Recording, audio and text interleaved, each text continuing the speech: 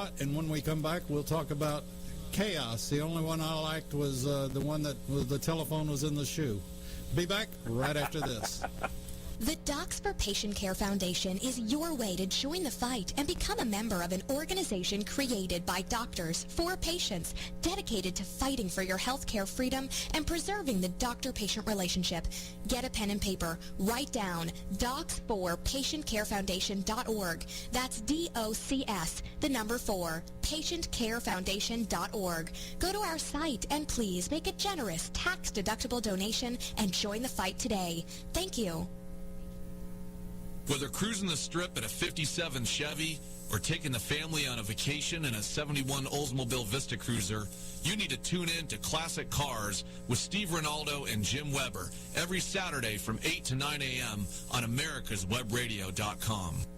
You can keep your doctor, you can keep your plan, and every family will save thousands of dollars a year. I'm Ellen Deal, and if you've been hurt by the Affordable Care Act, you can email MAGA45CAG@gmail.com to see if we can help. Small business owners, individuals, families, and baby boomers, email MAGA45CAG@gmail.com for 3 easy questions to determine if you can get away from Obamacare. I'm a 20-year veteran of the insurance industry and here to help you for all your insurance needs. You're listening to America's Web Radio on the AmericasBroadcastNetwork.com. Thank you for listening. And we're back on Agent in Charge on America's Web Radio, and they may call you back in from retirement, but they couldn't afford you. You know, I would not mind coming back from retirement if I think my street days are over, and you know, the days of action are pretty much done for me. But I would, you know, if I ever did have a request to come in and help a department or an agency to iron out some issues, you know, I would love to do it. And I haven't had any calls. Maybe I'm not as important as I would like to think I used to be. So you know, we're talking about defunding police departments, and the in my opinion, it's a ludicrous idea, and especially when you look at what the police departments, even if you don't agree with them and don't like them because they write the tickets, they make you behave.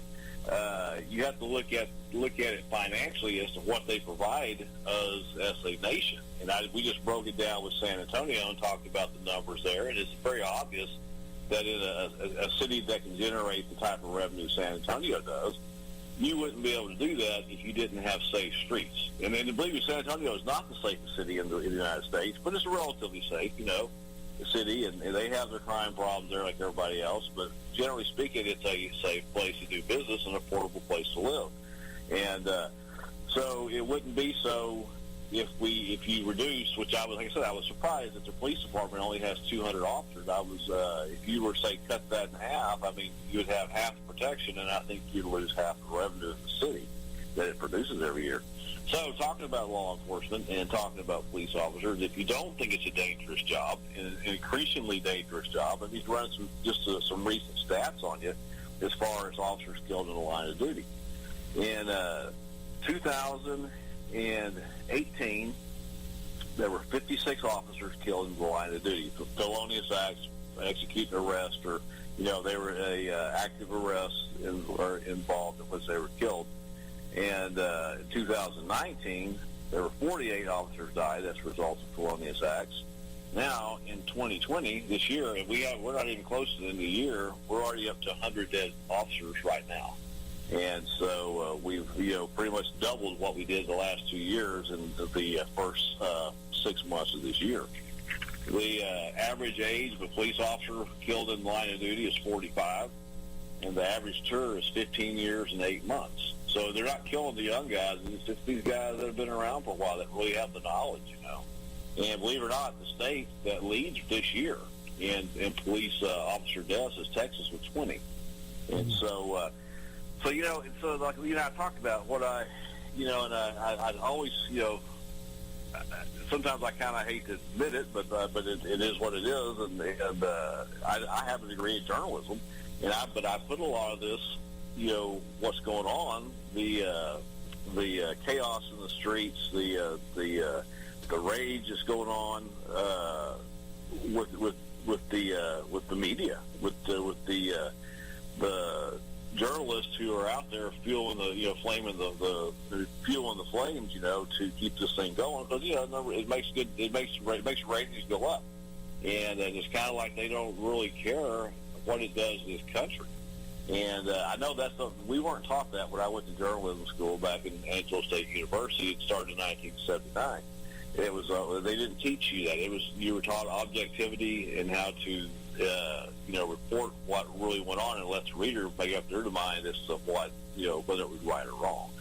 So anyway, any comments or questions on how dangerous the job of becoming a police officer is nowadays? No. The one thing I would say is that, and we've been talking about this I've always done it, and certainly suggest everybody else does it too. I did it back when I lived in Lubbock, and I had a couple of good friends that were cops, and every now and then I'd ride with them at night. And I think every citizen in the United States should ride, and most city police departments, if you sign a waiver, you can ride with a cop at night, or ride with them whenever you want to, actually. And I think it would be, just like I've said about our House of Representatives, or our Congress, is I don't think a member of Congress should be serving that hadn't served in the military. And the same way with the police department. I think every citizen should ride with a cop and see exactly what they do. And there's a two-sided sword there, too. It's very, everybody kids about the cop. Where can you find a cop? At Dunkin' Donuts.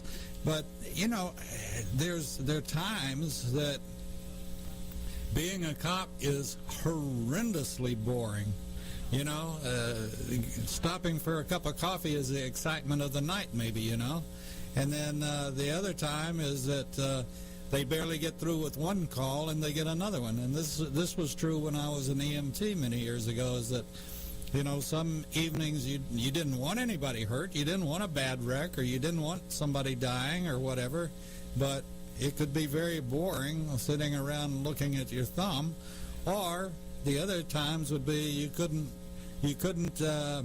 get one person to the hospital, and you'd be headed back to the base, and you'd get a call to go someplace else. So there are two sides to that, but I think everybody should ride with a cop.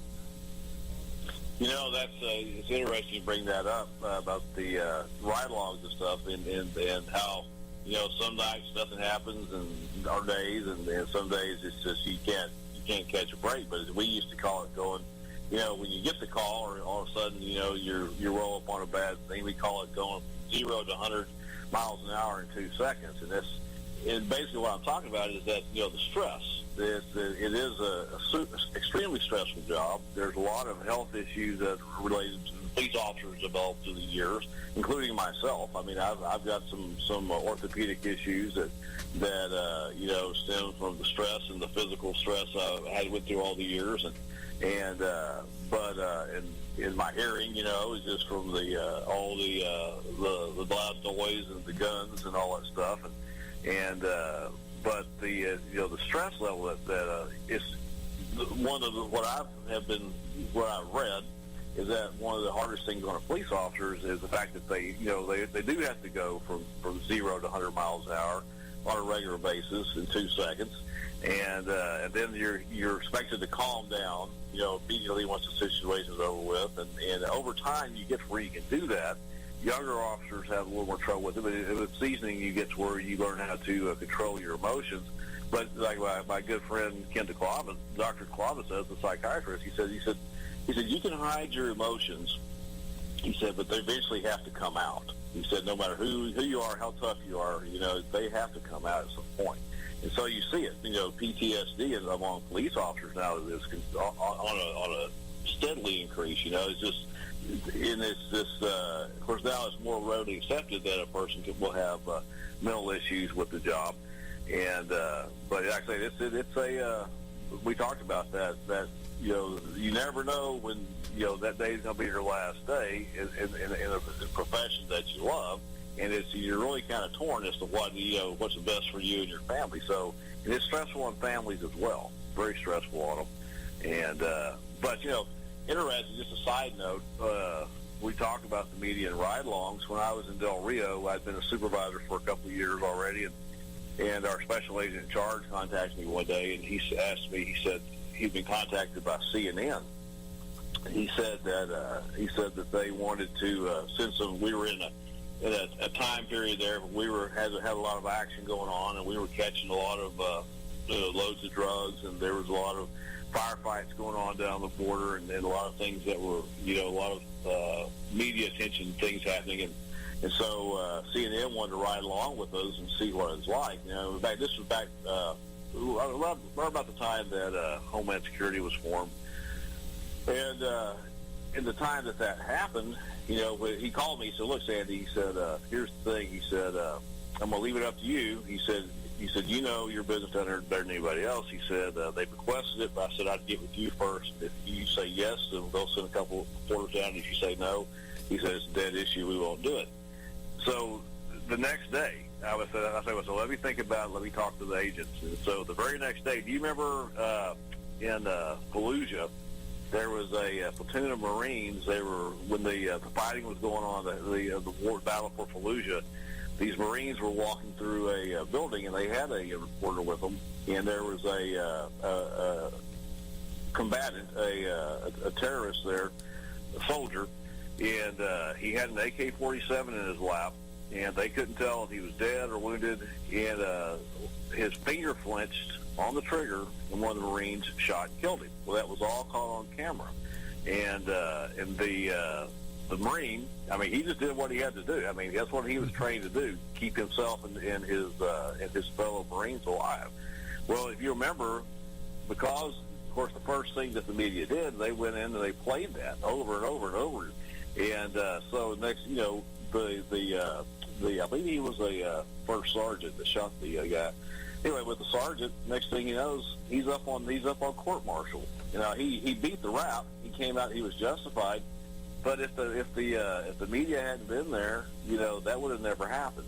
And so, learning from the Marine Corps lessons, I said no. I said, we can do our job fine without the media ride along. And but that's what you have to remember about the media. They're not going to report the story the way it actually happens. They're going to report it the way that they get the biggest ratings, and they can cause the biggest uproar, which we see continuously.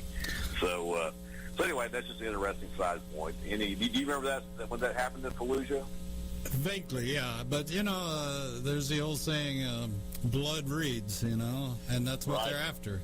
And if it's like with the riots, if they were all peaceful protests, how interesting would that be to report at some point, You report it, and they say, well, good, it's all been peaceful.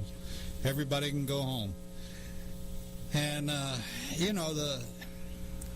if it bleeds, it reads. And every reporter wants to get it, as exciting as they can. Like I say, because I didn't really, I'm a child of the 60s and 70s. I was a young kid in the 60s and a teenager in the 70s. And so I wasn't, I know you got a couple of years off me. I won't say how many. But, so it's interesting that when I talked to you and our buddy J. Roy, to hear your perspective of what was going on back then, because you guys were tuned in as young adults. And so I know that this is, there's always been turmoil in this country. There's always been, the haves and the have-nots. And but it just seems to me that there's just this increase. Increase in rage, increase in hostility, and it seems like, maybe I was just blind at the time all those years, when I was between the ages of 19 and 40, but it seemed to me like our race relationships back in those days were better than they are today. And I just don't remember, I know there were issues. I'm not saying there was a pristine time. It just seems to me like, we have gone downhill in the last 10 years faster than my entire life that has ever happened before. And so what do you think? Is that do you have that same perspective, or am I off base? Well, no, part of the reason is you didn't have the instant camera there. You didn't have everybody with a iPhone taking a video of what was going on. You didn't have anything like that. The closest thing like that, and I have no respect for him, nor do many veterans. Walter Cronkite was one of the ones that kept adding fuel to the fire about Vietnam. And, many people praise him for being such a great reporter and great reporter when Kennedy was assassinated and all this. But Walter Cronkite did a lot of damage by having his crews, and these were film crews. They weren't. The film crews would take the shots in Vietnam. They would put them on a jet and get them back to New York as quickly as they could for developing and processing. And many times the editing was a little shabby, to say the least. But with that being said, he was the one that pushed, well, how many body bags do we have today? Well, we have 40 body bags today, and that's up 2 from yesterday. So the war is definitely not turning our way, and he did the same thing. He propagated the war in Vietnam, and he was not liked when he went to Vietnam for doing what he had done. And that was the first real insight into the power of the media and how it could twist minds. And, well, we had riots today protesting Vietnam, and some of them got nasty, and they started throwing Molotov cocktails, or and this and that. And the Chicago, he covered the Chicago primary, and the media. One side of my fence, I love the media, and I love the news. As a matter of fact, that's what I really wanted to do growing up, and I did it during the Kennedy assassination. But it just. The media has sold out, and it has sold out to the left wing, and what we're seeing today is, in my opinion, is a left-wing media, and they don't care about the truth. I'm sorry, go ahead. They don't care about the truth. All they care about is getting their person in office and keeping him or she in office. And they're doing a good job. Goes like we talked about, just because it's in print, or you hear it on television or wherever you see the media, whatever reported. I'm not saying, don't believe it. I'm just saying cross-reference it, because there's two sides to every story, and somewhere in the middle the truth lies. And so the few times that I ever dealt with the media, and or the congressman that would make an inquiry to my office, they were never looking for the real truth. They were looking for a soundbite they could run with, and so we were forbidden, unless until I got into upper management, to ever talk to the media, and then usually it would be the special agent in charge, the great big boss. He would be the one that would do the addressing to the media, but there were times when especially when I was overseas, and I would get permission to speak to the media, and believe it or not, we actually got better. We got more truthful reporting from the Russian press than we did from the American press, and I know it's hard to believe, but it's true. And but yeah, so that's what I'm saying. When you see these stories and read these reports, regardless of who the station or network is, or source, I mean, read somebody else's too. And a lot of times you'll see the same event, and you'll think, were these the same two events? And they're just the reporting is so different if you don't believe what I'm telling you. And but anyway, so that kind of goes into the second half of this, because we're talking about this. I don't think it's a nationwide movement. To watch the media, you would think everybody in America wants to defund police departments. I really think it's just a very small few people. And the flip side of that today is that Congress, in reacting to what's going on, they're meeting, both the Senate and the House of Representatives, and trying to come up with legislation to reform state and city and local law enforcement. To me, what's so ironic about this is that, number one, Congress can't even control their own law enforcement agencies that they're in control of. For example, the FBI and what they did in regards to spying on the Trump campaign and coming up with all these false information and politicizing their jobs. They can't even get them under control, but yet they want to tell the states and the cities how to reform their police officers. Well, this is a communist movement, though, Sandy. They want a national police force, and that's pure progressive. You can call it anything you want to call it, but isn't that exactly what Russia has as a national police department? Oh yeah, no, that's true. I mean, every Russian law enforcement is they are corrupt. I mean, I remember one time I had a request from headquarters, and they asked me. They were doing a report for the White House, and they wanted to know who the top four criminal organization in Russia were. And I really had to think about it, and so I thought I couldn't come up with them off the top of my head, so I called the detective I know with the Russian police department, the Moscow police department, and I asked him, I said, Pavel, I asked him the question, who are the top four criminal agencies criminal organizations in Russia? And he said the MVD, which is the National Police, the FSB, which is like the FBI. He named off three more, but they're all the investigative committee. He named off the four major law enforcement agencies there, and said those are the ones that control all the crime. And he was serious. He wasn't kidding. He was serious.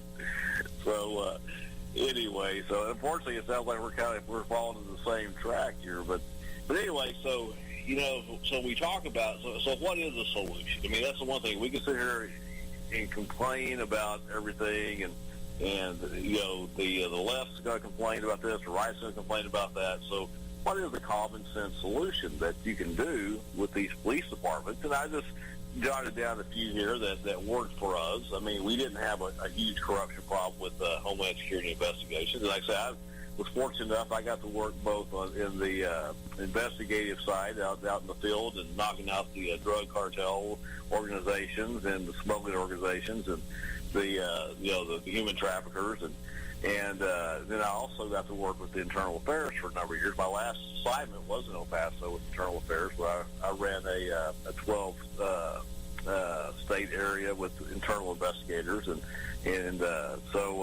but and we talked about this in the last show, the force continuum. I mean, that's something that you have to keep talking about and teaching, not just every 6 months to a year. You need to have your officers, every time that you have you have a group meeting, you need to bring this up to them. Like we talk about, the force continuum is where you use just the step above. For example, and we talked about last time, you stop somebody for a traffic violation, as long as they're compliant, you don't have to be harsh. You don't have to be, abrupt with the person. But if the person escalates, then you have to escalate a point above and use your command presence to make sure that they comply with the law. You're not the authority; the law is the authority. You're just there to enforce the law. And so make it so that the next thing is, if they jump out and they want to take a swing at you, well, you pull out either your baton or your pepper spray, and you use something like that to diffuse the situation. So that's something that needs to be talked about all the time, and especially with the older patrol officers, the more experienced ones, and the supervisors. Every time you have anything, you just bring it up and just say, especially in today's world, just make that. They've all been every police officer is trained in the force continuum. It's not new, but it's something that needs to be talked about. Now, the thing about the force continuum is it's a little bit different. I'm 6'1" and weigh about 225 pounds. So I've been the same size for a number of years. So I had more options compared to, say, a smaller officer that's, 170 pounds and 5'8". I mean, they don't have the same options that I have because I was physically more capable of handling a bigger person. So, that's one of the great things about the best police training I ever had was at the Texas Game Warden Academy. I mean, they really do a good job. And the Texas Department of Public Safety, their trooper training is very similar. And so that they teach you when you leave there, what your abilities physically are. And so how far to push a situation, and when to back off. You really get trained. It's a real physical academy, and there's a lot of, self-defense. We used to box, and you really see what a real fight, for your life is about. And so that type of training needs to be held in every academy. When I went to the U.S. Customs Academy as a special agent, I was surprised that we had so little training in actual physical combat like that, hand-to-hand combat. And so you don't learn physical hand-to-hand combat as a police officer to beat somebody up. It's to save your life and to be able to protect yourself. And so I was noticing they're talking about one of the things they're talking about is not training officers to do chokeholds and restricting tasers and stuff like that. And but in most departments, you're taught you only use those particular techniques that are possible and life-threatening when you're trying to save your own life or the life of one of your fellow officers. So that's the thing is it's not so much you have to be retrained all the time. It's just it needs to be a conversation that takes place on a daily and weekly basis to keep it fresh in everybody's mind, so they're thinking about it.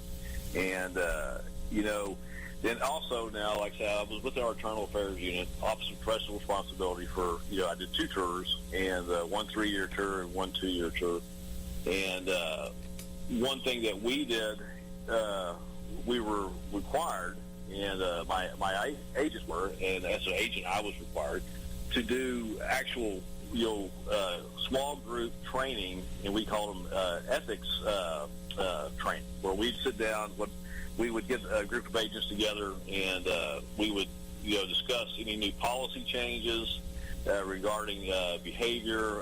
Then I would just do what I would do more. Once we discussed the new policies that were out there, I would go into more detail and talk to them about actual cases. I wouldn't use the officers or agents' names that we had investigated, but I would use actual cases to show, okay, this is what this agent did, this is how they got in trouble, this is how you can avoid this in the future. Today, a lot of these police departments have replaced this same type of training with online training. It's faster, it's easier, and I can tell you, if you've ever done any online training, we used to call it the virtual university. It was what Homeland Security called our online training. I mean, you take the same course it's required once a year, sexual harassment, diversity. You take the same course year after year, you don't learn anything. You're just reading, and you're answering questions, and there's no learning. Whereas when I would actually sit down with these agents and discuss cases with them, it brought it home to these guys. They realized that, hey, this situation turned in a heartbeat. This is what happened. And, they learn how to avoid those situations, and they can ask you questions. And I had the knowledge to discuss, okay, this is what happened. This is how it could have been prevented. This is what the agent or the officer told me, So I suggest that, the police departments do more of that type of training. Have a good internal investigations, internal affairs outfit that within your organization, and have experienced people in there that not only go in and investigate, corruption and shooting incidents and things like that, but actually sit down with these agents, get them off that computer screen, and let's talk about what happened and how we can prevent it in the future. Sandy, let's let people digest what you've just talked about, and we'll come back to Sandy Bostic and more stories right after this. Perhaps you are struggling to cope with the disease of addiction. If not, you probably know a family member or friend that needs help in battling the cravings and the personal and professional damage done by the effects of drugs or alcohol. Get a pen and paper and be ready to write down the following. These are the issues that the trained staff at the Atlanta Healing Center address and treat every day. Their doctors and counselors with over 40 years of practice in the field of addiction can treat the suffering individual in a thoughtful, compassionate, and experienced manner and guide him or her along the path to recovery. So call 770-696-9862 and speak to a knowledgeable staff member about how you or your loved one can be helped to enjoy a better and healthier life. More information is also available on the website at www.atlantahealingcenter.com. Whether cruising the strip in a 57 Chevy or taking the family on a vacation in a 71 Oldsmobile Vista Cruiser, you need to tune in to Classic Cars with Steve Ronaldo and Jim Weber every Saturday from 8 to 9 a.m. on americaswebradio.com. You're listening to America's Web Radio on the americasbroadcastnetwork.com. Thank you for listening. And we're back with Agent in Charge. And before we get started totally back, I want to remind everybody that at 8 o'clock in the morning is the Doctor's Lounge. We've been listening to what law enforcement talks about, and we're going to, in the morning at 8 o'clock, we'll be listening to what doctors are talking about right now. And, I just come through an experience with a family member, and our medical system is in deep trouble, just like many other issues that we're finding ourselves in. And the one last thing before we get back with Sandy is, and I say this over and over and over again, don't you dare go to the hospital without a family member or someone that is got all their marbles in the box. And don't let the hospitals do things that they're doing. Be sure that you've got somebody that understands. And there at some point, Sandy, I think there will start being criminal investigations of hospital administrators. And it's just unfortunately our medical system has been flushed, and the hospitals can take a lot of the blame for it. So, with that being said, I want to get back to what you were talking about, and the fact that in some of the training they're using videos and all that. What effect do you think all these, and I really was disturbed, thank goodness my two boys were not really big into, they'd rather be outside doing something, or I had one son that'd rather be building something, a plane or whatever. And they didn't really ever totally, we had them, but they didn't totally get into all the video games. What effect do you think all these video games of shooting a cop and blowing up a police car, what effect do you think those kinds of games are having today? For a long time, we were appalled at the fact that, I live just a few miles from Sutherland Springs, where the horrific church shooting took place. Was it 2 years ago, where the guy, he's a former Air Force airman, walked in there with a automatic weapon, semi-automatic weapon, and killed over 20 of the parishioners on a Sunday morning. I told you this morning that some friends of ours, they're just a few miles on the other side of us. Yesterday they were riding around on a ranch on a Polaris Ranger, and it looks like they drove up on a drug deal. The investigation's still ongoing, but both boys, cousins, they were shot and killed. And these video games, it makes and movies that we see. You just think about how much more violent movies are now than they were back in the 1960s and 70s when I started watching movies. And obviously, this is it changes the way we perceive life and the value of human life. And so, without a doubt, I know that video games have really, especially the violent ones, have fueled, more. Not only is there more hate, but anger and resentment out there with the internet. This gives people ideas on how to deal with this rage, and rather than sitting down and discussing and working things out, you jump to violence. and we see it over and over again. And especially in, as a police officer, I would, I was as a game warden, I was normally out enforcing game laws. I worked in a rural community out in West Texas, and I would help the deputies on domestic calls because there weren't many police officers out there. And I was a peace officer, and I just, when you look at what goes on in homes today with these young people and the things that they do and young couples, it's very obvious that movies and violent movies and video games has had a super negative impact on our society, without a doubt. And let me ask you another question that just came to mind. And, everybody's trying to, what's the answer? What's the answer? What's the answer? Well, I had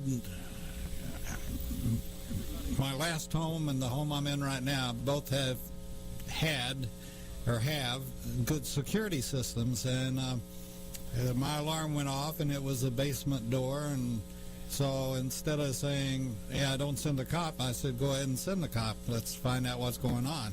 And as it turned out, some idiot that might be talking right now had not locked the basement door as well as he should have, and a wind came up and blew it open. So, I couldn't fault anybody but myself. But with that being said, what would you think about more arm? And everybody is armed with a camera if they use it. But we can't, I couldn't pick up my telephone if something were happening in the car for fear I'd get arrested because I was using my telephone, So it's sort of a two-way street. But what about more cameras in cars, more cameras at home, more cameras everywhere? Like the cop that came when the alarm went off, he said, nobody's going to break into your house. You've got alarm systems and signs that you have an alarm. And then also in the neighborhood that you live in, the bad guy knows that you probably have one or two weapons, and they're gonna pick on a soft target, not a target like yours. So what if everybody knew, well, if I do something, my picture's going to be taken?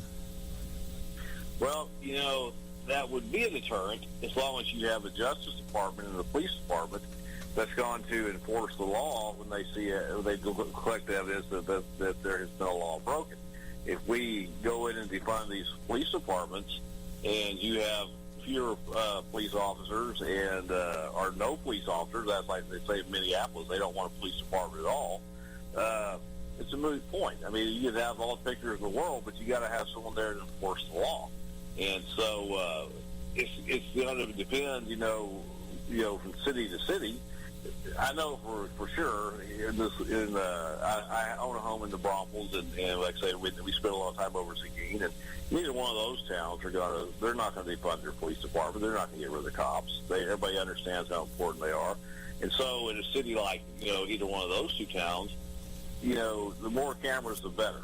Of course, at the same time, you got to remember that not only does that camera record the criminal, it records your reaction as well. So if you ever are in a situation where you have to defend yourself or you have to take action against someone, I mean, you're on camera too. And so, it's a two-way street. But like I say, the thing is, if we go down this road where we're going to have fewer police and less, and like we talked about, the training that I suggest that we give police officers, not so much training, it's just reiterating and keeping in mind what they've already been taught. And but if we cut funding, now you're going to have less time, less training for these officers, and so it's going to be a moot point in these towns that don't want to have police. You can have all the cameras in the world, if there's nobody there to enforce the law, it doesn't matter. And two, on the flip side of that, I mean, you kind of dial it up to the ante. You need to know what the law says in regards to you defending yourself, and that goes from state to state. And I know in Texas, if we haven't changed the law, that if a person if a person is committing criminal mischief on your property at night, you by law are allowed to use deadly force to stop that person. Or if the person still, say, for example, your vehicle or some property of yours, and you know that there's no way that you're ever going to recover that property. Now, you have to articulate this when you go to trial. but you are allowed to use deadly force to stop that person from taking your property. Now, not all states are like that. Texas is unique compared to a lot of states, in that we just know we like to be more individual and protect in our own destinies and protecting what we have. And but like there are states that I know, for example, in Maryland, just pulling a firearm on a person is a felon. I mean, okay, well, it doesn't matter as long as that if you pull a firearm on someone, even if you're trying to defend yourself, unless you can really articulate that person was going to kill you, I mean, there's a pretty good chance you're going to go to jail. And so anyway, does that answer your question? More than I wanted, actually. Well, me, I'm like that Geico, what is that guy, Salamander? With me, you get more. Well, I thought I'd come across a fairly good idea, but yeah, you're right, and it does. And the biggest thing that you said is it takes a picture of both sides of the coin at the same time, and rolling. That can be rather incriminating as well. Hilton Head right now was a good idea. Back it wasn't that many years ago, nobody had dash cams. Police officers didn't have dash cams, and most of them didn't want them because it was understood that a police officer's word was golden, and a lot of courts did not want to see. Who were the ones downstairs? Anything. Well, let me rephrase this. Whatever that officer said, they took it as being the truth, and that's not so anymore. They, because we're so conditioned in these movies and shows like CSI Miami and stuff. I mean, people want to see that same type of evidence. They want video recordings of this and that and all this forensic stuff done. So things have changed. So I can see now why it not only does it protect does it show what happens? The police officer wearing a body cam, a video camera in the car. It shows, what to say, a picture is worth 1,000 words. Sure. And so, what you see there is definitely evidentiary. And so it's a good idea to have those now because of the way the world is and the fact that there is such inaccurate reporting going on. And so, but like I say, it has changed. I mean, back when I first started testifying, I mean, the fact that I was an officer and I had never, been found to be untrustworthy on the stand, and that I had a good reputation for honesty, that was really all it took when you went to testify. You had to have the reputation. As long as you had it, I mean, you were what you said was pretty much believed and understood. And so, as long as you didn't do anything to tarnish that, then you didn't have any issues. But that's not the world we live in today. No. And unfortunately, the world that we live in today is changing rapidly and continually. And, I wish I could find some optimism, and I really have been looking for it because I'm an optimistic type person. That's why I have a radio station. That's why I do it on my own, and yet you talk to the more and more people because I'm interested in people and what they're going through, and it's getting scarier and scarier. And with that being said, we're going to have to ask people to stay tuned for next week and more of Agent in Charge with Mr. Bostic. And I love your stories, Sandy. They are fantastic. And I guess they're true. Yeah, and they're true. Heaven forbid. With that being said, we got to put the plug in the jug and get out of here, folks. So take care. Have a good weekend, and we'll see you and talk to you next week on Agent in Charge. And by the way, you can send Sandy an email, sandy@americaswebradio.com or general manager at americaswebradio.com with any of your questions, and we'll be glad to pass them on to him. So take care. Have a good weekend. Sandy, you have a good weekend. Don't step in any holes. I try not. I sprained my ankle if you're wondering what he's talking about. So it happens. Well, I wish I had a better story, but I stepped in a grass-covered hole. Well, look at how scared the rabbit was when number 12 foot came down towards him, Oh, I don't need these because we don't have. That would scare anything. That's right. We'll see you next week. Sandy, it was a great show. Bye-bye. Thank you. Whether cruising the strip in a 57 Chevy or taking the family on a vacation in a 71 Oldsmobile Vista Cruiser, you need to tune in to Classic Cars with Steve Ronaldo and Jim Weber every Saturday from 8 to 9 a.m. on americaswebradio.com. The disease of addiction is a life-altering challenge, not just for the person suffering its effects, but also for the family and friends who support and love the one caught in its grasp. What should be the course of treatment? Who is the best person to render treatment?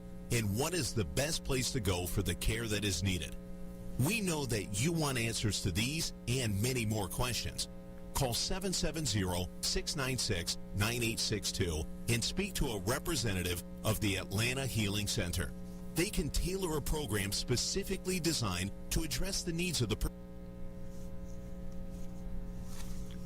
You're listening to America's Web Radio Online. Thanks for tuning in. This is Professor Robert D'Agostino with Do Facts Matter? To America's Weber.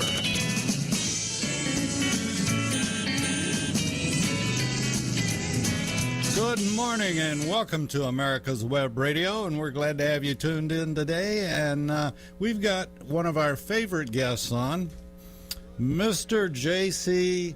Taylor himself, Mr. Bob Wallace, and we hope that you're having a good day. And as most folks might guess, we've been talking to a lot of our special folks about what's happening with them regarding all the shutdown, the virus, the this, the that, and where we are today. So, Bob, welcome to America's Web Radio. Dave, good morning to everybody. Hey, Bob. Good morning. Morning, especially to Jim and Steve, and anxious to and excited to chat with you guys today. Yeah, boy, this hobby sure is undergoing some changes right now, isn't it? Yeah, I think so. I think we see some changes out there. Hopefully, it's mostly temporary. Yes, I hope so too. But we can chat about the impact of the COVID and so forth on the hobby, and from our perspective. Yeah, from your perspective, what and this is a direct effect. And the last Hemmings, for example, looking at the in the front where they the colored pages section where they list all of the auctions, and I really noticed that the last issue had all the Monterey auctions in, and the prices are, if they always tell you, average selling price and what it sold for, and you see the prices are down on most cars. Anywhere from 30 to 50%. You see that, and this directly affects you and your business. What do you see that as a temporary thing or a permanent shift in the values of this stuff? Yeah, I think it's temporary. We've got two things going on. I think we've got the shutdown from the COVID, and we saw also as a result of that, all of the auctions and any place that has a gathering of a lot of people, all those have been basically shut down, at least temporarily. So that's impacting on it. I do remember back in 2008 when we had the financial crisis that going out to just right after it went out to the Scottsdale auction for Barrett-Jackson and so forth. And in that auction, we were in an elevator with this one guy at the hotel, and he said, "Oh man, did I get a steal today?" Because the price on what he was some kind of a muscle car, I think, that he bought, and he got it for like 30% or 40% less than what he expected. So those are the kind of things that are probably going on right now out there. Although we don't have any auctions going on, most of what you see is probably in the Hemmings area where they have the cars for sale, is where you would notice some some differences in the values of the cars. Like, here's a 40 Ford convertible. Looks like a really nice car. Selling price was $26,800. Average selling price is $53,000. I mean, whoa! Now's the time. If you're looking for something, now is the time to go for it. I don't think it's gonna be a long time for you're gonna. And this was at Bonhams, and they usually have super high quality stuff. Bob, I noticed a couple of these companies are talking about going online and doing virtual auctions like Bring a Trailer's doing. Have you heard anything more about that? Yeah, I think some of them have. There's a couple that have advertised it and probably have done some amount of business on the virtual basis. It's not the same. No. Especially when you want to touch it, feel it, and stick it. And don't forget all that about kind of smelling stuff, it. It's tougher to do that on the virtual situation, but I think there's a certain amount of that going on, only because it's the only game in town, Yes. Yeah. And so we see those kinds of things. Bob, just from an insurance standpoint, we haven't seen as many endorsements where people have bought cars. We see a little bit of a downturn in new business because people aren't buying new cars. We're getting into the hobby for the first time or buying insurance for an antique car for the first time. Not much, but it is down a little bit.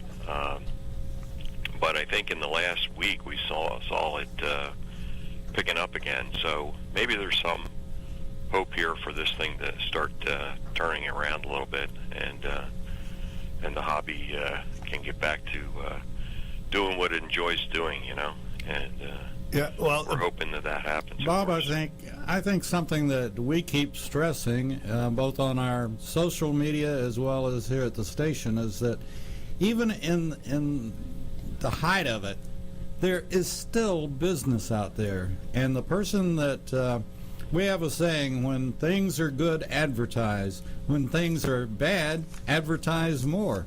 And there is business, and there is business in this hobby, in this business, and you just got to be aggressive and go after it, and innovative. That's the other thing. And I think this is one thing that America is the greatest about, is innovation, whether it's virtual reality, whatever, AI, whatever it is. We will creatively go after that business, and that's how the radio station feels, that there is business out there. And we've had to make some changes because, we had some people drop back because, well, I can't open my store. Why should I advertise? And that's a hard argument to fight, But yeah, Dave, I agree. I mean, we started to react to this thing back in mid-March. It took us about 10 days to get everybody out and operating remotely. But during that time, I had half of the people still in the office, answering the phone and doing service for the customers and for the hobby. And we didn't see a whole lot of downturn in the need from our customers to chat with us about services that they needed. So they were there, and they're still there, and we've noticed that it really hasn't dropped off that much. I must say, there's still a big need for us to be there and to respond to our customers and in all different ways, whether it's an endorsement or whether it's a new piece of business or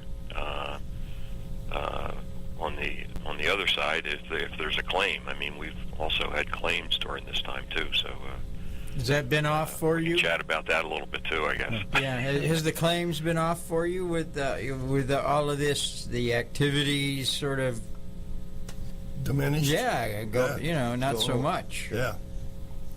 Are people using their cars, their collectibles, Bob? I know Steve and I are, and I just wondered.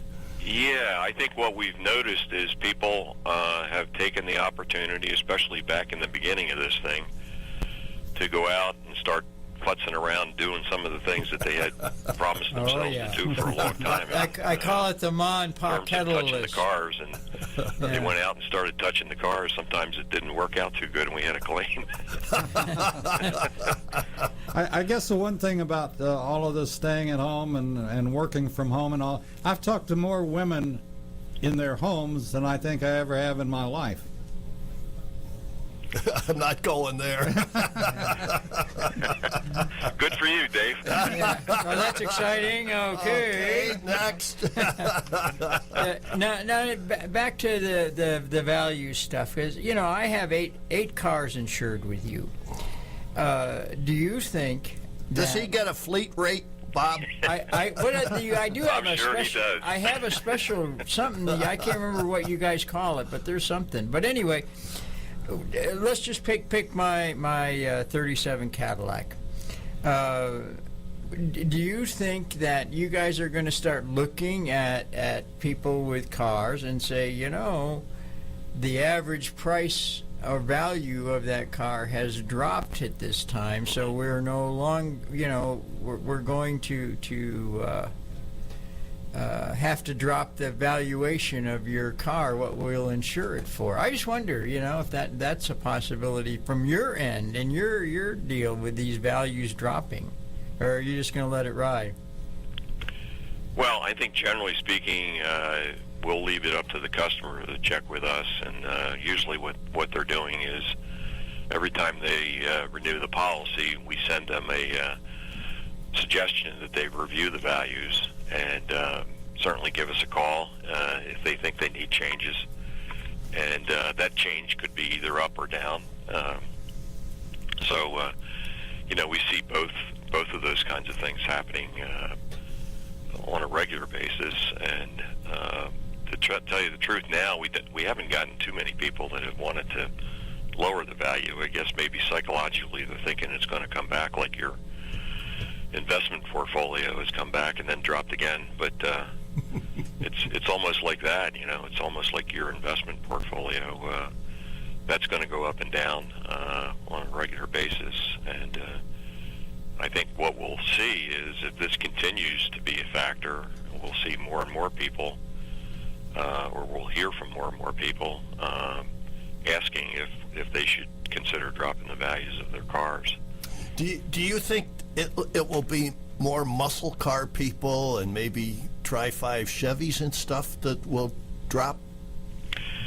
Well, I think what's going to happen is folks that would be concerned would be those folks that have higher value cars, and there's a significant drop there. There's not going to be a whole lot of difference between, if you have a $10,000 car and what's happening now. Right. But if you have a $100,000 car and you're dropping the same percentage, then that could be significant in terms of savings and premium if somebody is concerned about that. Yeah, that's a good point. Have you had any unfortunate situations with the riots? I checked with my claims department on a daily basis when we were going through that, and also we had discussions with the insurance company and so forth as to what was going on. And knock on wood, we had no claims during that whole thing. Fantastic. I think there's probably a couple things. One is that chances of somebody taking their antique car to a riot is probably pretty slim. Yeah, I think so. But except for Steve, he was down there. He thought he was going to get a free pizza. But you would expect to, all over the country and everything, that we would have had something, but we got nothing. So that was good. Yeah. Well, and then there was also a question with regards to the riots as to coverage and so forth. And what's happening with that is that there's a lot of concern about, of course, the damage that were done to buildings and businesses and so forth. And depending on the insurance company and the contract, I'm sure those kinds of claims were responded to according to what was in the contract and what the insurance companies had decided to do in terms of defining the language and all that kind of thing. So, but I think basically, I think the insurance companies would have responded positively. In other words, honored claims in those situations. Well, when you get into things like the fires in California and, of course, the floods we've had with the hurricanes, that's an unusual situation, and you pretty much have to handle those on an individual basis, don't you? Yeah, I think those are more common than this. Okay. You know, we of course had them back in the 70s, I guess, late 60s and 70s. We had those types of riots, but where it was, you know, pretty much across the country. But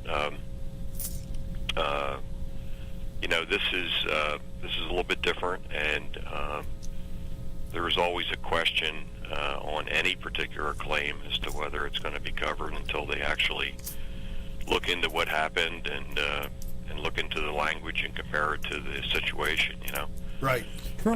If you're talking about a flood, then generally speaking, almost all that would be covered. And if you're talking about a fire, that's pretty common to be covered unless you don't have any insurance.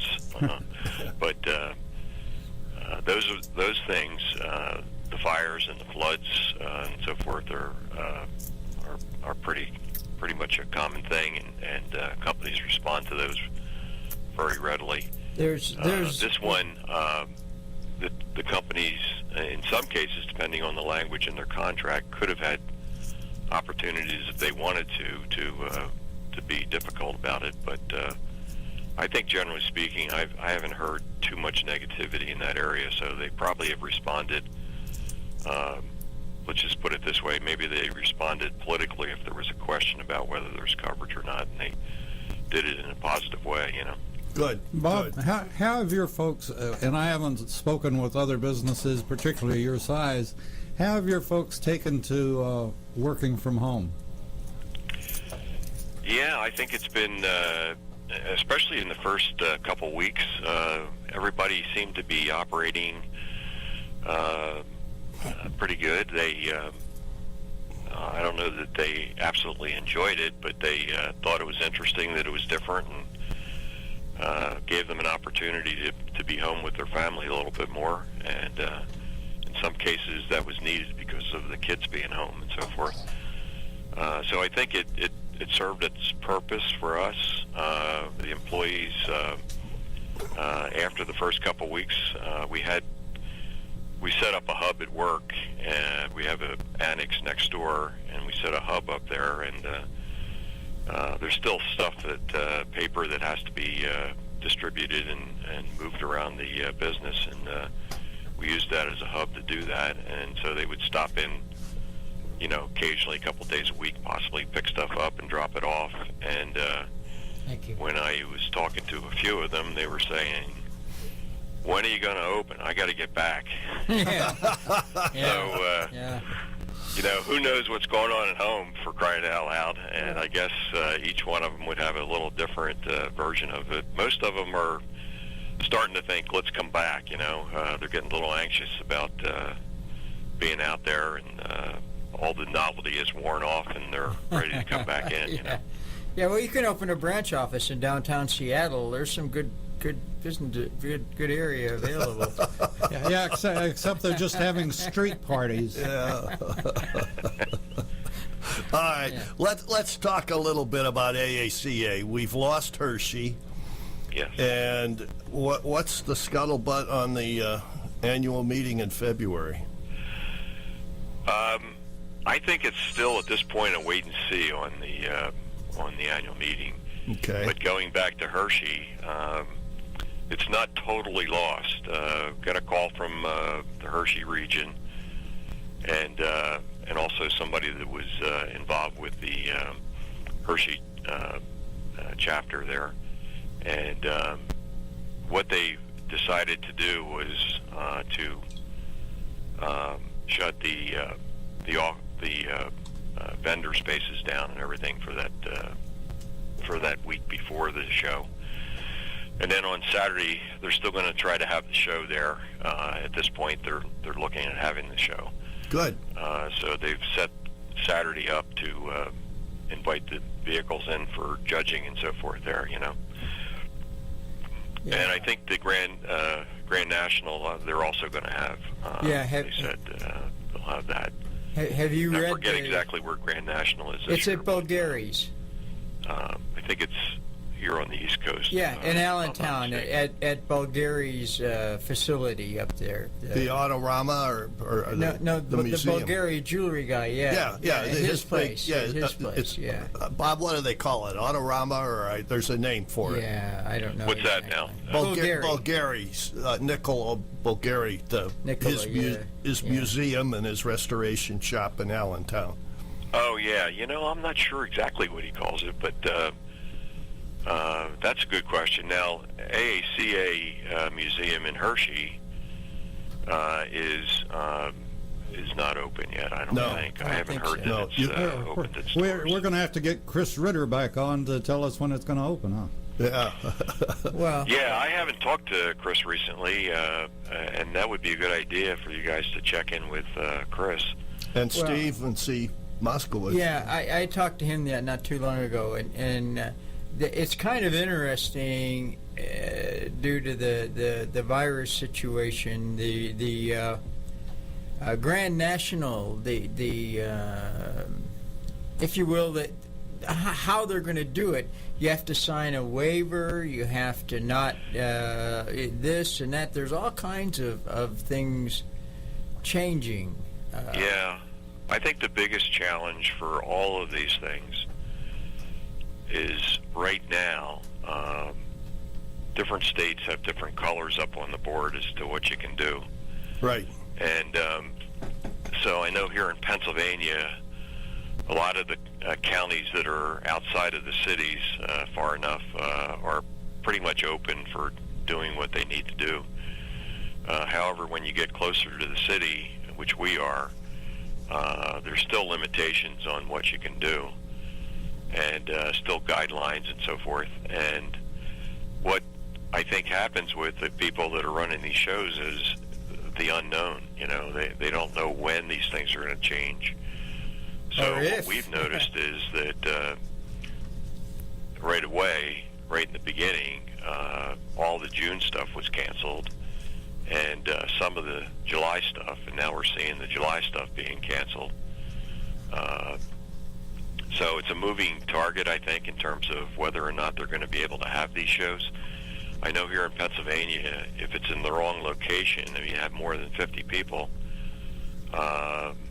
or you think you're going to have more than 50 people, you can't have it, you know. Well, Carlisle is on, though. I mean, Carlisle is going. Oh, really? Yeah, Carlisle is open. Wow. Yeah, they were really, I mean, last week we called them and asked them what they were doing, and I don't think they even knew last week. But if it's open, that doesn't surprise me, you know, because they have been loosening things up here in Pennsylvania, so. Well, and especially out that way, that would be a little bit further away from the big cities. So, so they could have called it and said let's open. Well, you know? It's the government. So the problem with that is, okay, let's open, but if they wait till the last minute, who knows? You know, who knows it's going to be open? Who's going to be there? Well, that type of thing, you know. When I talked to Steve, he said with all of these things, with regards to the car shows, the tours, all of this stuff, check the sponsoring website. You know, they're the ones that are going to make the final decision. But if you look at the I look at several of the websites daily. People are still. Carlisle is still rocking and rolling, and I wonder if that has to do with that being a private facility over, like, Hershey, the Hershey facility being a public facility. I wonder if there's some parts of that. Same with Mr. Gary. All those things enter into the decision. I know with the Hershey show, it wasn't just the Hershey region. It was also Hershey Corporation, which is very much involved in all the decisions that go along with that show. And I'm sure they were coordinating with Hershey Corporation in terms of whether or not they were going to open. Now, here's the other thing that you probably touched on a little bit, and that is,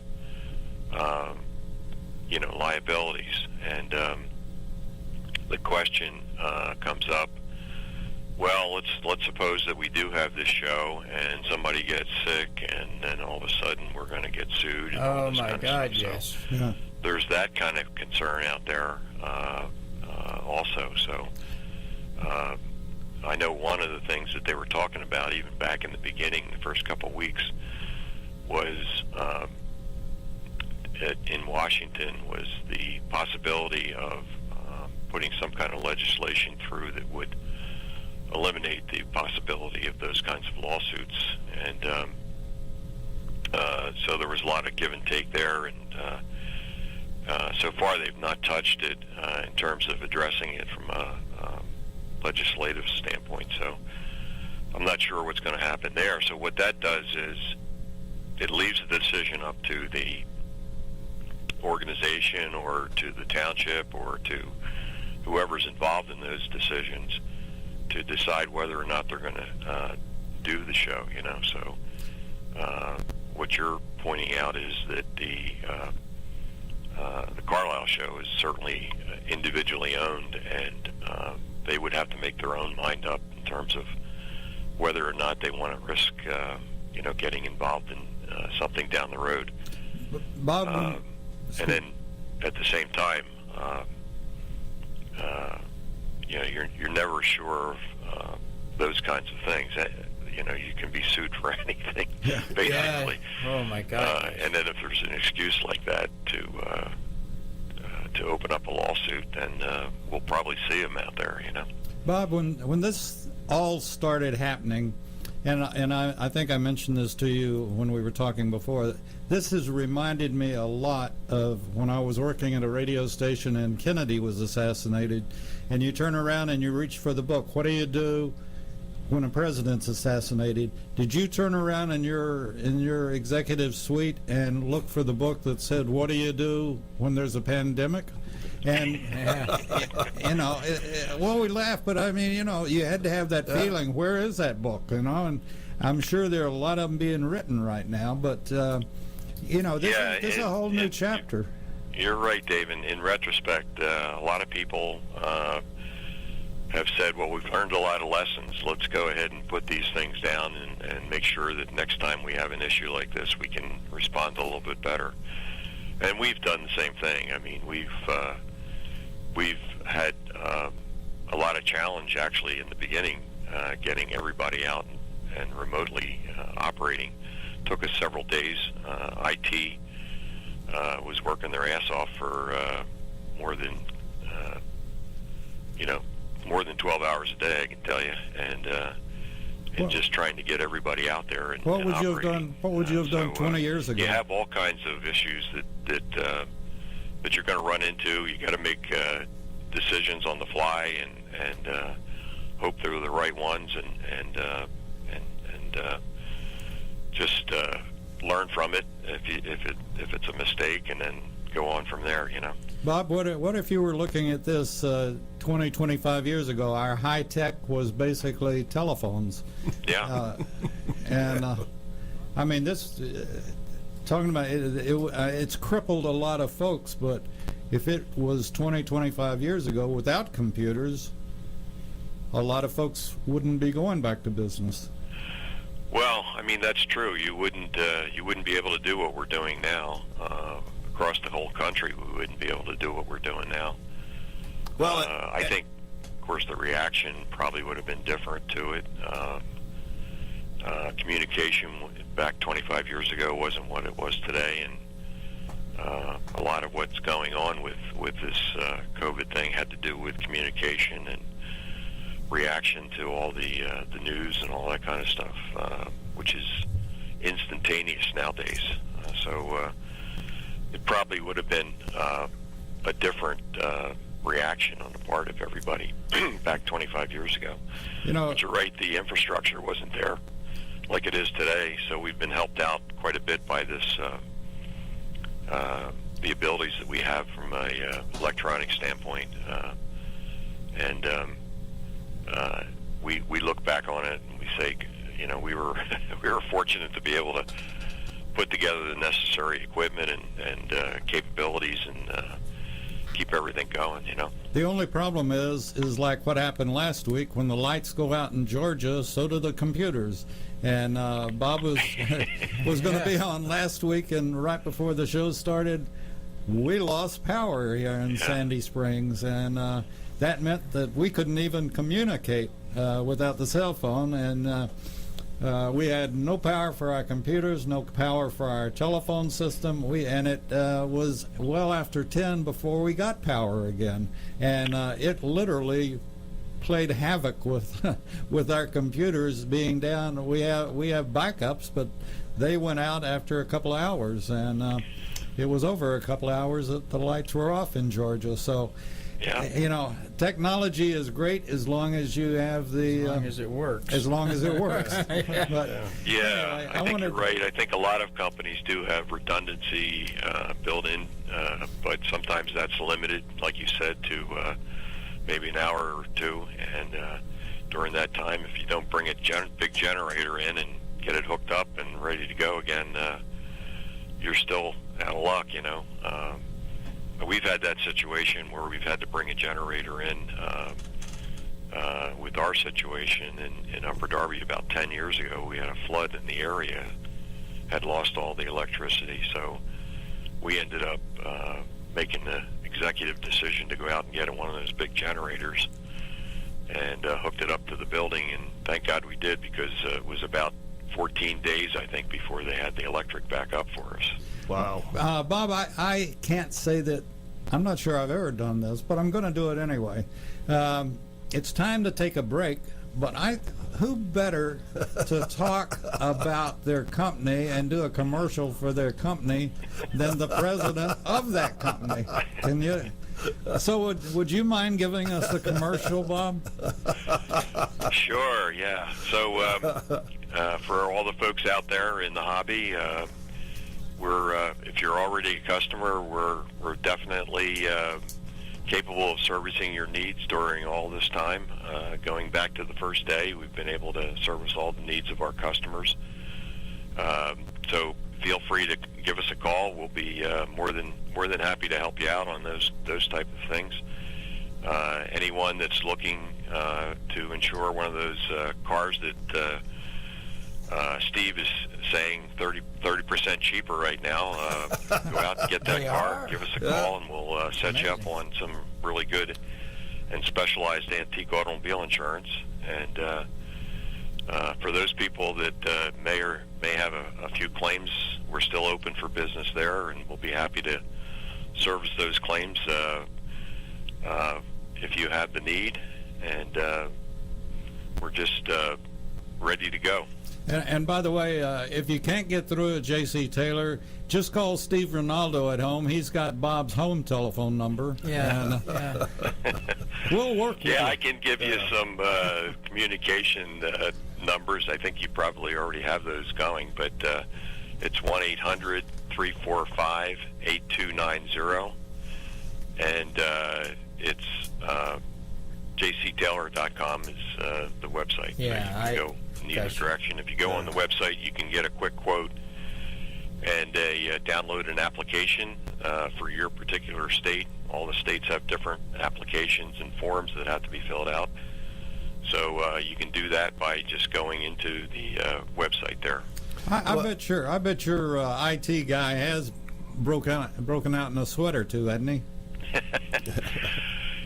Like I said, my poor IT staff, we have several of them involved in it. The first first 10 days was just very difficult for them. They were working at least 12 hours a day trying to get these things going, and not, it's one of those things where we were talking just a little bit ago, you discover things during these processes where you thought you had everything under control and you didn't. So there was a lot of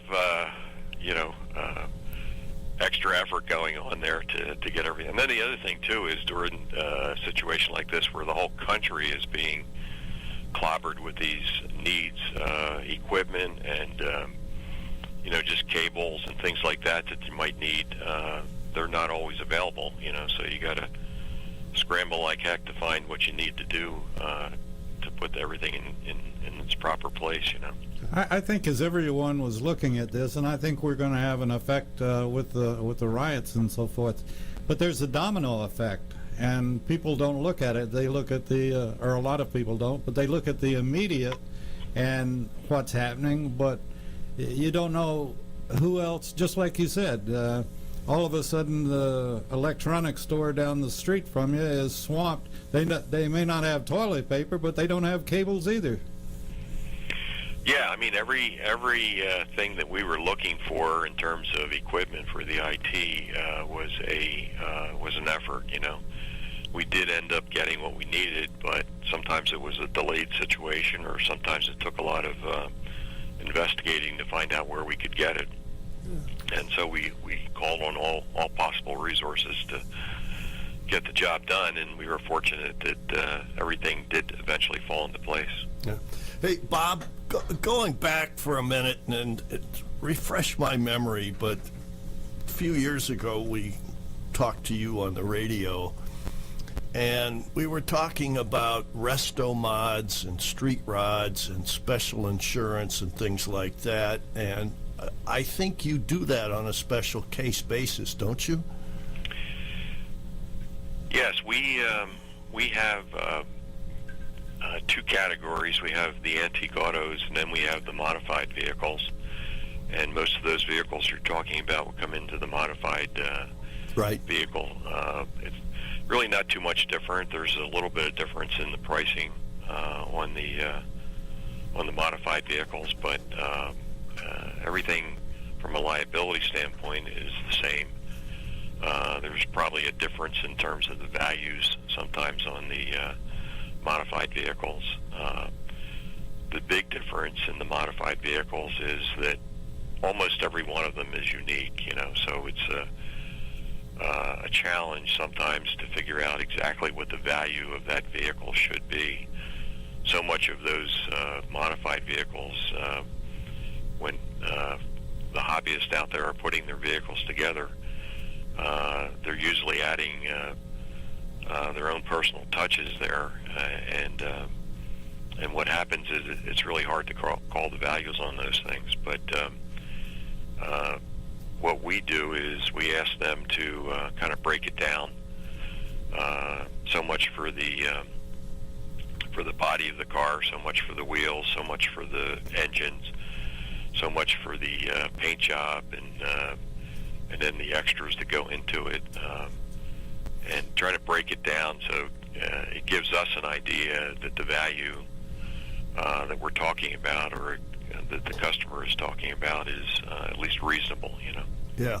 Well, and it's one other thing that it's like there were 12, I think, Hemi Cuda convertibles, and 15 of the original 12 are still around. So have you ever run into a situation like that where you got some counterfeit cars and they've had an incident? Do you you ever figure that out? I mean, it's just the toughest thing. Yeah, that's really hard stuff. Yeah, and we know it's out there. Yeah. Well, that's our one of our jobs, of course, from our perspective, is the underwriters have to do enough due diligence going into it to find out that what we're talking about is the real thing, Yeah. Now, I'm not going to tell you that sometimes something might slip through the cracks and we end up with a claim on a car like that, and we we discover, hey, we missed this one, But that's just something that we have to be careful about going into it. Our basic approach on both the antiques and the modifieds is, look, let's talk about the value of this car, and there's give and take there, and then we call it an agreed value. We end up agreeing to what the final value is going to be for the insurance, and that's how we get the agreed value on the policies. Well, it's a combination of the insured and the underwriter working together on that. Bob, at that point, at that level, you're negotiating with somebody like Steve or Jim, but and I wouldn't want to negotiate with Steve at all. But anyway, with that said, has the technology helped you in that today, in that you could tell Steve, well, okay, I want a picture of the car, and he instantly sends you a picture, or I want a picture of the number on it, or whatever. Sure. Do you all go back and forth like that, and has it helped in your business? Yeah, it's actually part of the process that the underwriter goes through. And the technology that we have today, you can use your phone, take a picture of it, and then just email it right to the underwriter, and he can take a look at it right away. If he doesn't like the angle, or he wants another picture or something, he can just tell him. Well, you guys are another one of the rear end of the car or something like that. You guys do require appraisals. It really sometimes. does help to have those kinds of capabilities. The underwriters, look at the capability, especially of the photograph. What might have taken weeks in the past can literally be done now in days, correct? Or seconds. I mean, we're talking about instantaneous, really. If you take a picture, you can actually, in moments, you can actually text that or send it to or email it to the underwriter. Or I know you guys have required appraisals too. Well, appraisals are another situation. What we do with appraisals is certainly if somebody has an appraisal, we will take a look at it. The basic underwriting approach on appraisals is to ask for one only when we think it's outside of the market value of what we see. So if we get a car that's expected, the insured expects to over-insure it, and we can't come to some kind of an agreement on the value, then we may ask for a appraisal on that vehicle. Now, it's exponential. The more valuable the car, the more important that appraisal might be. So we're definitely looking for an appraisal when somebody is not in the ball game in terms of the values that we're expecting to see. The other thing is there are, as you guys know, there's also the type of vehicle that is so unique that there aren't any ways to establish the value of it, at least not easily anyway. And in that case, then we ask for an appraisal to just to make sure that in the end, if there ever is a claim, that it'll be something that can be handled readily and not be questioned or go into a lot of gymnastics about what it really should have been insured for. That's interesting. I think you are unique in that business, if I'm not mistaken, when it comes to special stuff and resto mods. I don't know too many guys. What do they call that award that they, like Foose wins all the time? What do they call that? Oh, the Riddler Award. The Riddler Award car. Yeah. Boy, that would be tough. Yeah. So when they knock them for $500,000 for a street rod. That would be tough. Yeah, I think Bob just passed out at $500,000. Oh, yeah, I don't blame him. With this stuff going on, the local regions used to buy or get policies for their event, their 1 or 2 day event. Are you guys still, has that changed at all with this stuff happening? What event? Well, Dave, can you repeat that for me? That was Steve. Yeah, I know, but I can't. Steve seems to be very light in the background. Yeah, there. the 1 or 2. What was his question? Yeah, the one or 2 day event insurance for a local club. Is that, have you guys changed your thoughts on doing that stuff with this? No. Well, we insure most of the antique automobile clubs throughout the country, and what we've noticed about that with the COVID thing is that they're not having the shows. No. And the reason that I say that is because the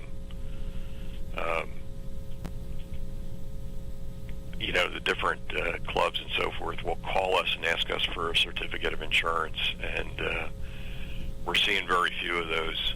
Some of the ones that we are getting are out into the future, but especially the ones from recently, we've noticed that most of June was pretty much canceled. Even into July, they've canceled a lot of the shows where they need certificates for those shows, and we are getting a trickle of requests for certificates for August. So some of them are rolling the dice, thinking that they might be able to get away with it towards the end of the summer, I guess, and into the fall. Bob, do you do any track events where, how do I put it? Like Porsche track days. Yeah, driver education events and things like that. Yeah. Do you do any of that? We usually do not. We put that into a category of potentially being a racing situation. Yeah. Which in most policies is excluded, and depends on the different states too as to whether or not it's excluded. But most policies will exclude racing in their definitions of exclusions, and so we try to stay away from that as much as possible. There are companies that actually specialize in that type of thing.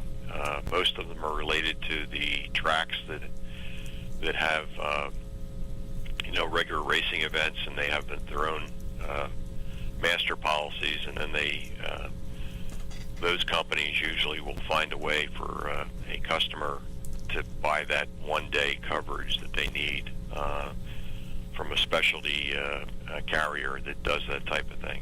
Yeah. Bob, may I give you a scenario, and I don't mean to be putting you on the spot by any means, but okay, we have this different way of doing business now, and I decided I've gone online, I buy a Model A in Roanoke, Virginia or whatever, and so I call up J.C. Taylor and I get the car covered, and then I say, and by the way, I'm going to have it brought to me in Atlanta. I'm going to have a transport pick it up and bring it to me. Do you have a special policy, or is there any special policy for the transport, the carrier that's going to bring it to me, or do we rely on the carrier to have his own insurance that he's not going to destroy the car, or what does a person do? Well, it's a combination. Number one, we would insure the antique car for that customer, and he would have coverage through his policy with us. The carrier, if they're a commercial carrier and doing things the right way, they will also have a policy to cover the cargo that they're transporting, and so what would usually happen with a situation like that is we'd get a call and say, look, we got a claim here. So we would usually, in a case where there's a question, we would go ahead and honor our policy for the customer, make him whole, take care of him, and then we would do something called subrogation, and we would subrogate against the commercial carrier to get reimbursed for whatever damages we felt that they were negligent in doing, Okay, that's good. Yeah, that's a good. That's something to know. That's why I think it's important for people that are going to get their cars transported to be really careful about the guys that do it. Yeah. I mean, some of these. Well, they have to be a bonded carrier, and I don't know if they have to be, but well, they should be. Yeah, I think in terms of the carriers that are out there, if you go to Hemmings or any one of those national magazines, you'll see quite a few of those carriers out there.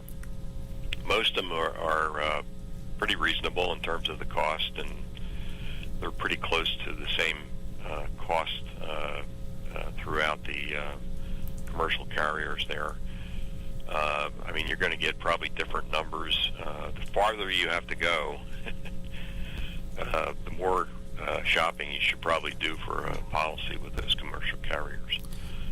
But a lot of the traditional antique automobile carriers, they do a good job, and they give you a fair price, and they know what they're doing in terms of the cars and so forth. So you're better off probably going with an antique automobile carrier. Yeah, I kind of think so. So, anyway, this is just a really odd time in this hobby and business right now. It's just really weird. I've never seen anything like it before. And I would second that motion, and our hope is that, look, hopefully we get through this thing and put it behind us, and we get back to our regular lives. I hope so. As soon as possible, I talked to Steve Moskowitz and a few of the other guys, and the question is, how, all these changes in things. How many of these things will become permanent in our hobby? I wonder. I really do wonder. Yeah, well, it's like vintage sports car racing has opened up, and there's no spectators, but the drivers and if they have any crew with them, if they're not in the car racing, they have to wear a face mask or they're penalized. Yeah, and it's really weird. It's that tight. Odd. It's odd. You can't even get caught in the pits or in your trailer area without a mask on. I love the other thing that they're doing. They're pumping in sound from other races, and to make it feel like you're, and yelling and screaming and all this kind of stuff. They're going to have to do that at the sports events when they open up the professional sports and the college sports. They're going to have to pump in some artificial cheering, I guess. Yeah. Well. Yeah, it really is weird. Have you read some of the stuff about Hershey? Especially that's the granddaddy. That determines a lot of what happens. Yeah. And some of the stuff on the websites is just bizarre.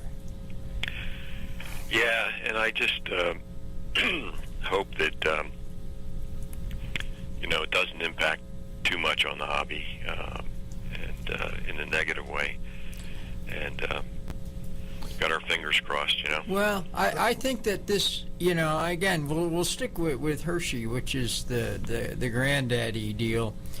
I hope that the region and AACA use this off time to address some of the issues. And I was just staying with Hershey, like, yourself, even in the chocolate fields, there are rows with only 1 and 2 flea market guys, and those poor guys over in the orange field way the other side of the Giant Center, there's no activity over there. I'd like to see Hershey, I'd like to see him consolidate some of this stuff. And reorganize. Yeah.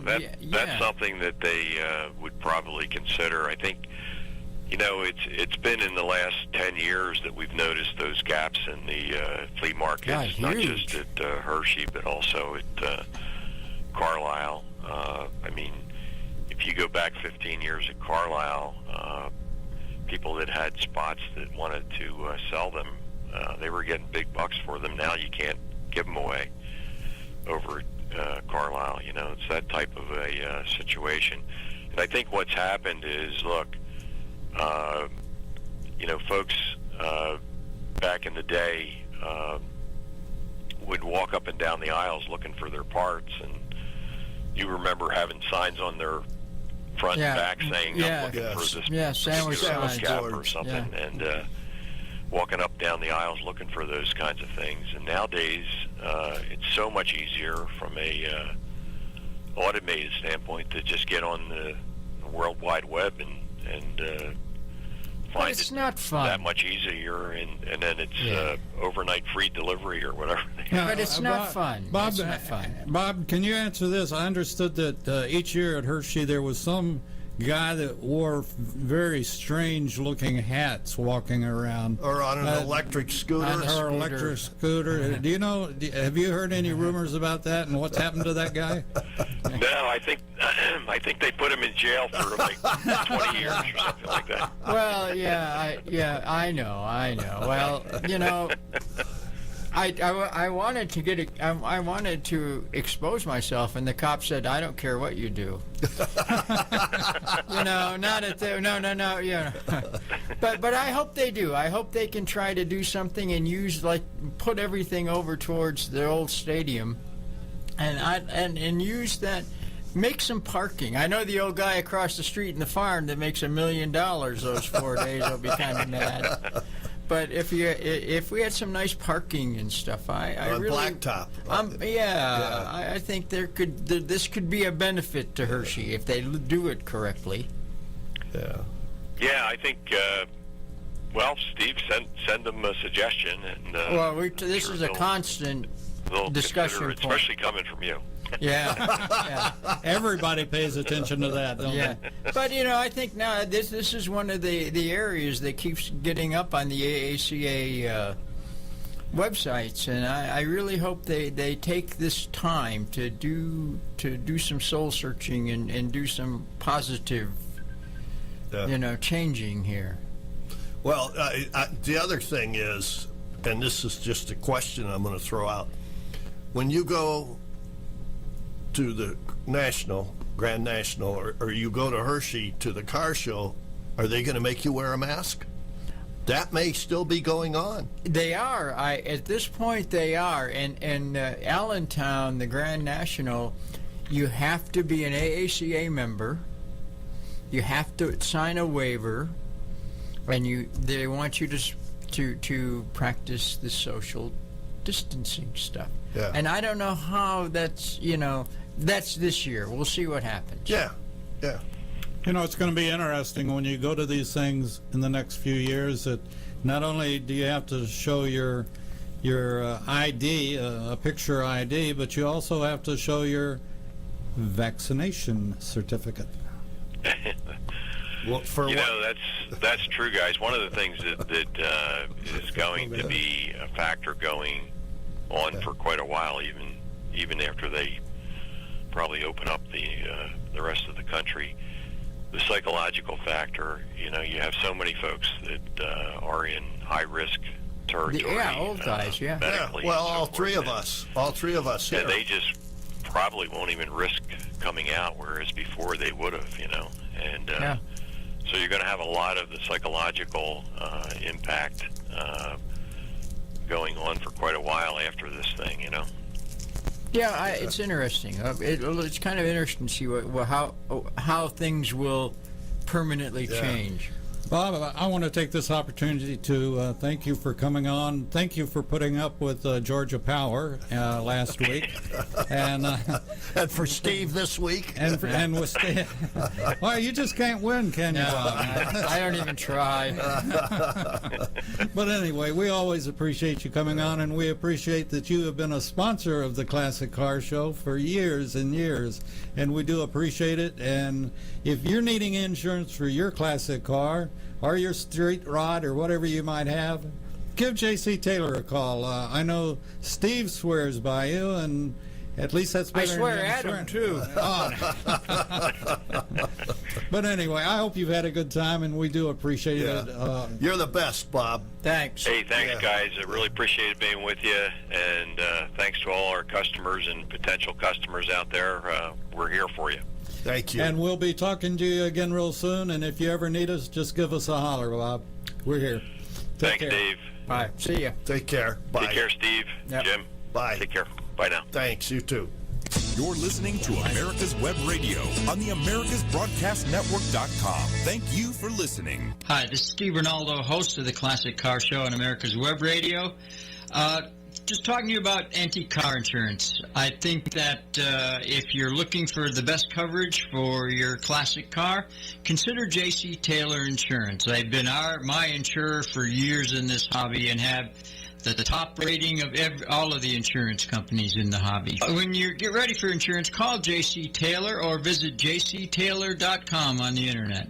Hi, this is Steve Ronaldo, host of the Classic Car Show on America's Web Radio. Just talking to you about antique car insurance. I think that if you're looking for the best coverage for your classic car, consider J.C. Taylor Insurance. They've been my insurer for years in this hobby and have the top rating of all of the insurance companies in the hobby. When you get ready for insurance, call J.C. Taylor or visit jctaylor.com on the internet. You're listening to America's Web Radio on the AmericasBroadcastNetwork.com. Thank you for listening. This is AmericasWebRadio.com, the best in chat radio designed just for you. Welcome. You're listening to Detailing Addiction. I'm Dr. You're listening to America's Web Radio on the AmericasBroadcastNetwork.com. Thank you for listening.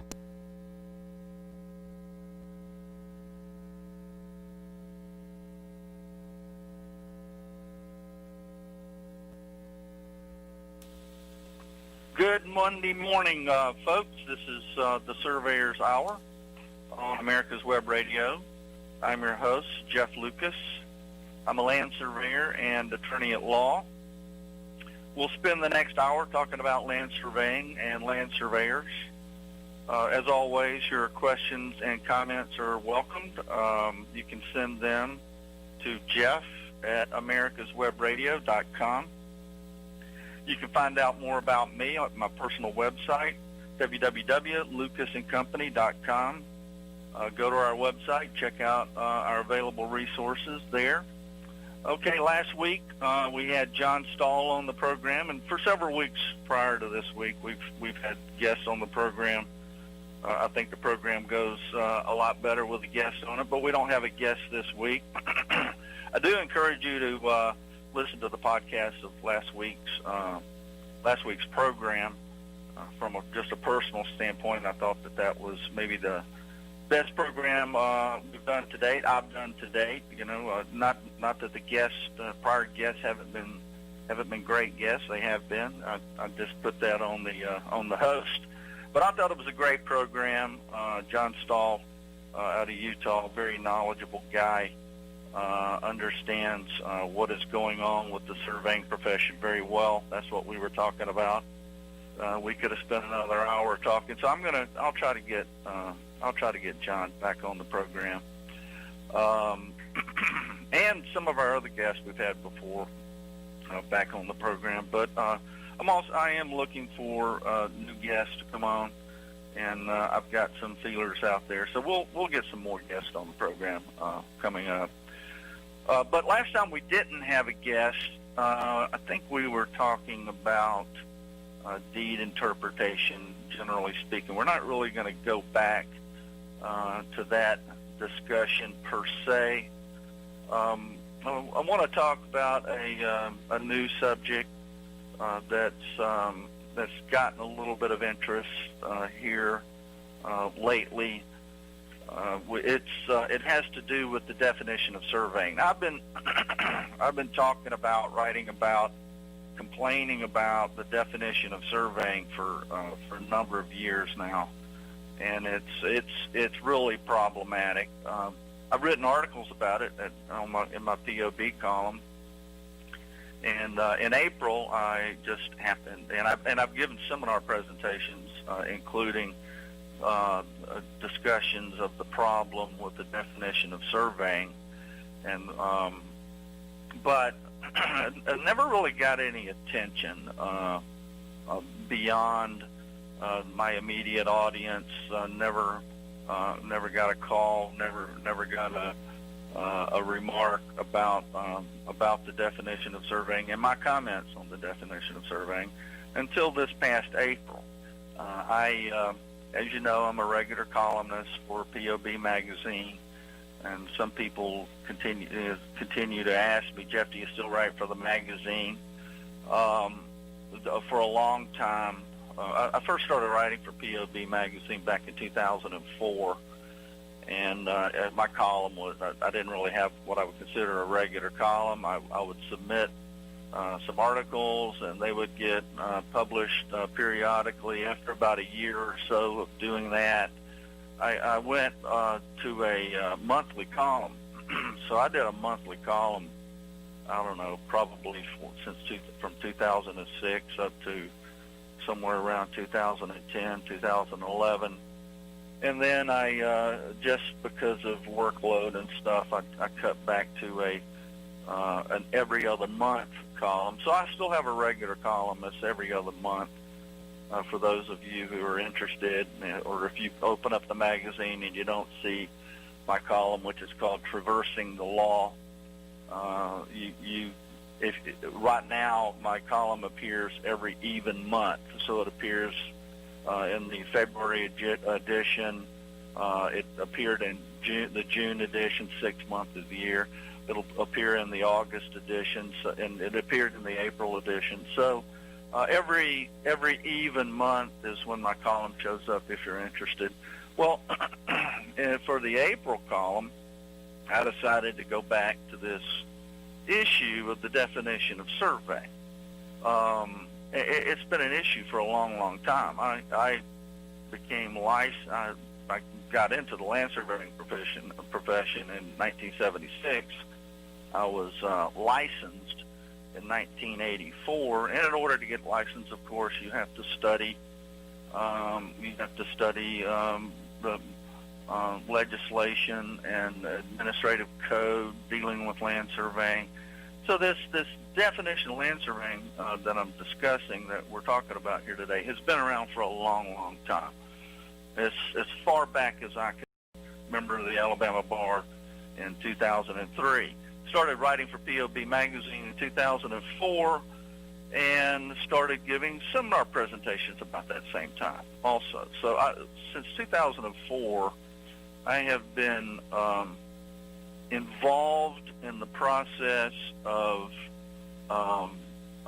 studying, finding, researching, writing about, talking about, lecturing states, and there were still issues that I didn't understand about what I was doing as a land surveyor. That's because they don't teach you. They don't teach you what you're supposed to be doing as a land surveyor. And in that respect, it's kind of like the law. It's kind of like law school. They don't teach you how to be a lawyer in, excuse me, folks, I've got to get that phone disconnected. They don't teach you how to be a lawyer in law school. They teach you about the law, not how to be a lawyer. And I guess it's kind of the same with surveying. They teach you a little bit. When you take courses or read books or study legislation and administrative code, which regulates the profession of surveying, it doesn't teach you how to be a surveyor. It teaches you about surveying, but it doesn't teach you how to be a surveyor. So I had to study the law to figure out what I was supposed to be doing as a land surveyor.